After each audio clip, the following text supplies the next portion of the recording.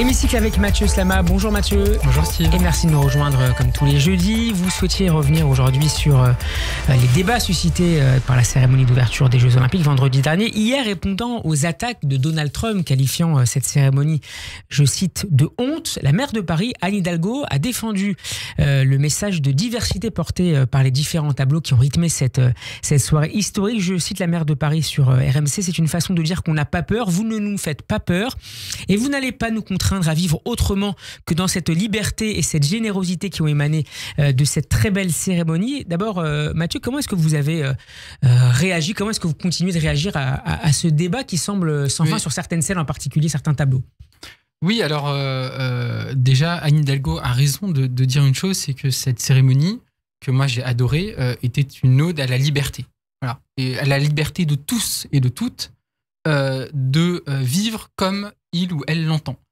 Et ça, j'ai trouvé que c'était un message formidable, un message très français, finalement. Et comme quoi, la France, c'est pas que les clichés bleu, blanc, rouge, le drapeau, etc. C'est aussi ces valeurs-là qui sont défendues et qui ont été magnifiquement défendues.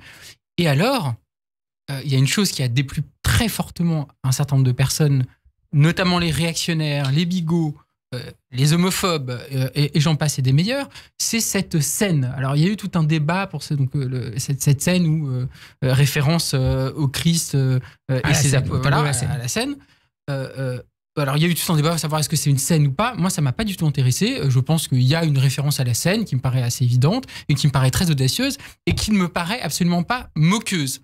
Alors pourquoi des gens ont estimé que c'était un blasphème?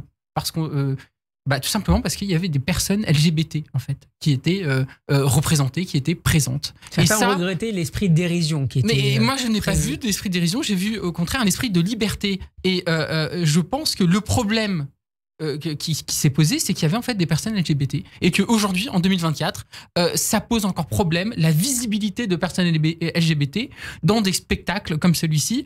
Et on a vu donc une vague d'homophobie effrayante.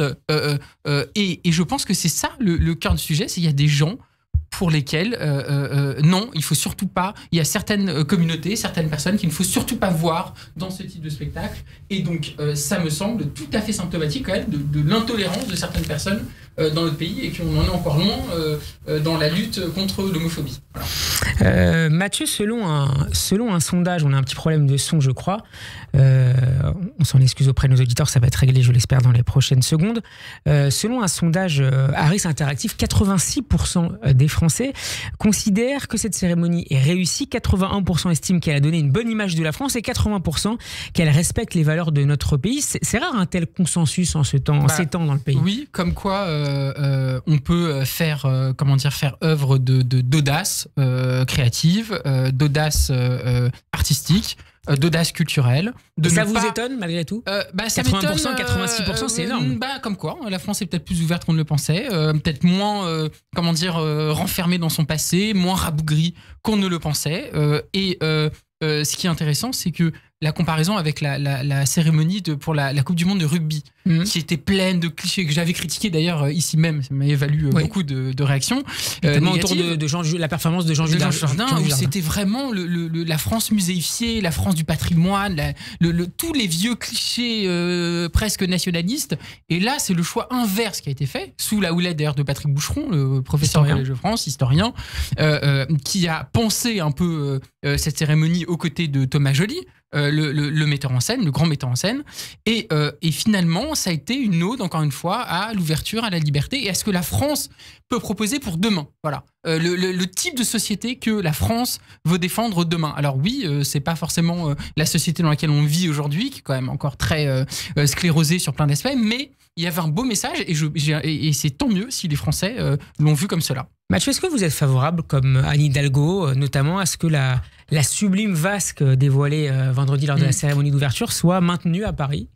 Oui, parce que c'est très beau, très symbolique, voilà. Mais ce que j'aimerais encore plus, c'est qu'on garde les statues des femmes dans l'histoire, là, dans un des tableaux de cette cérémonie, le tableau sororité, j'aime beaucoup ce mot d'ailleurs, et des statues sont apparues dans la scène, notamment de Louise Michel, de Gisèle Halimi, de grandes figures féminines de notre histoire. J'aimerais bien je trouve que ce serait encore plus fort que ces statues restent. Alors je ne sais pas où, peut-être pas là où elles sont actuellement, mais en tout cas que ces statues restent comme symbole aussi de tout ce que les femmes ont apporté à notre pays et tout ce qu'elles vont apporter demain. Voilà. Une période olympique, Mathieu, qui s'accompagne d'une trêve politique qui avait été réclamée par le président de la République quelques jours avant cette cérémonie d'ouverture. Et alors que la France n'a toujours pas de gouvernement, qu'est-ce que ça nous dit, qu'est-ce que nous dit ce moment de pause générale depuis le début des Jeux Olympiques? Alors là, je vais être beaucoup plus critique. Parce qu'en effet, on assiste quand même à quelque chose d'assez sidérant et je trouve grave, c'est que parce qu'il y a ces Jeux Olympiques, tout s'arrête. Tout s'arrête et Emmanuel Macron en profite pour faire sa communication. Oui, il a bien raison, lui. Voilà. En profite pour faire du soft power, etc., etc. C'est un temps de dépolitisation généralisée. Mais c'est une dépolitisation du pays généralisée, comme si finalement, voilà, la démocratie était en pause. Voilà, on fait une pause démocratique, le temps de ces JO, et je trouve ça grave, inquiétant, et troisièmement, c'est d'autant plus inquiétant par rapport au contexte politique, qui est quand même pas neutre.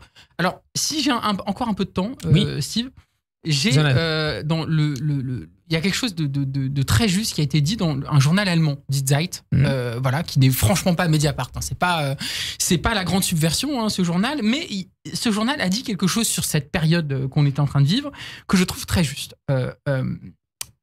Die Zeit nous explique que début juillet, la France a élu le nouveau Front populaire, voilà, la gauche, vainqueur des élections législatives.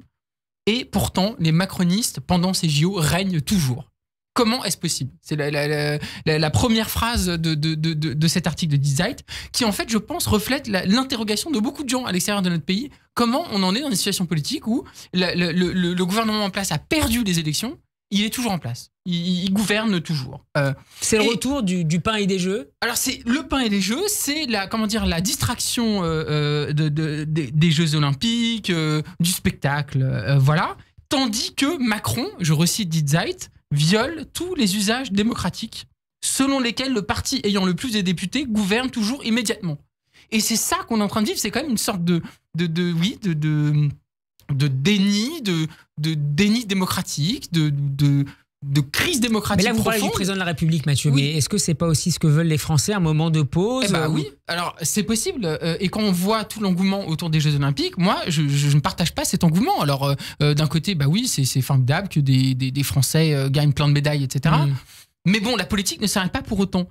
Et ça, je trouve que c'est quand même assez révélateur de l'habileté stratégique d'Emmanuel Macron, qui a très bien vu ce qu'il pouvait obtenir à travers ces Jeux Olympiques en termes de popularité et puis en termes de distraction par rapport à la réalité politique du pays. Et puis l'inquiétude qu'il y a quand même, c'est qu'au fond, il est possible que la gauche ne gouverne pas demain. Je veux dire, quand on sortira des Jeux Olympiques où Emmanuel Macron sera forcé quand même de choisir un Premier ministre, alors peut-être un peu avant, qu'est-ce qui va se passer? Si Emmanuel Macron nomme une personnalité de droite, ça veut dire que le résultat des urnes aura été complètement violé, puisque finalement, on retournera à une politique comme avant, peut-être encore plus de droite, voilà, mais avec quand même un vrai problème démocratique. C'est-à-dire que là, le résultat des élections législatives sera complètement bafoué. Et donc, est-ce que les Français, à travers ce qui se passe pendant ces Jeux Olympiques, est-ce que les Français ne disent pas aussi aux élites, au pouvoir, qu'ils veulent mettre entre parenthèses, au moins pendant quelques jours, toutes les divisions qui fracturent la société? Oui, mais alors c'est possible que on peut se réunir comme on se réunit dans un stade. C'est possible que ce soit un souhait des Français, mais bon, les problèmes restent les mêmes derrière. Je veux dire, récemment encore, je lisais que une étude montrait qu'il y avait plus de 9 millions de Français qui vivaient sous le seuil de pauvreté. Est-ce que ça peut se transformer politiquement, Mathieu, par la formation d'une grande coalition? Oui, mais moi, mon inquiétude, c'est que d'une part, tout continue comme avant, qu'il n'y ait pas de changement, et que deuxièmement, ces Jeux Olympiques soient un peu une sorte de manière de masquer tous les problèmes de la société et finalement de faire une sorte de coup politique démocratique derrière, qui serait, je le redis, une négation des urnes. Et moi, je veux bien l'engouement autour des Jeux Olympiques, très bien. Moi, j'ai déjà dit, je le redis, moi, je suis pas à l'aise avec tout un tas de choses pendant ces Jeux Olympiques. Le chauvinisme, le nationalisme, les gens qui soutiennent de facto les Français plutôt que les autres. Moi, j'ai toujours pensé que dans le sport, on devait soutenir son sportif préféré et pas forcément le sportif de sa ville ou de son pays, mais passons. Donc, bref, mais au-delà de ça, moi, ce qui me dérange dans ces Jeux Olympiques, c'est cette espèce d'unanimisme forcé des politisants qui, quand même, me semble assez contradictoire avec la situation du pays et puis la gravité démocratique de ce que j'ai décrit. Donc bon, voilà, du pain et des jeux, ça marche toujours, ça marche toujours autant aujourd'hui, visiblement. Merci beaucoup Mathieu Slama d'avoir été avec nous. On peut retrouver cette chronique en vidéo sur notre chaîne YouTube. Bon après-midi. Bon après-midi.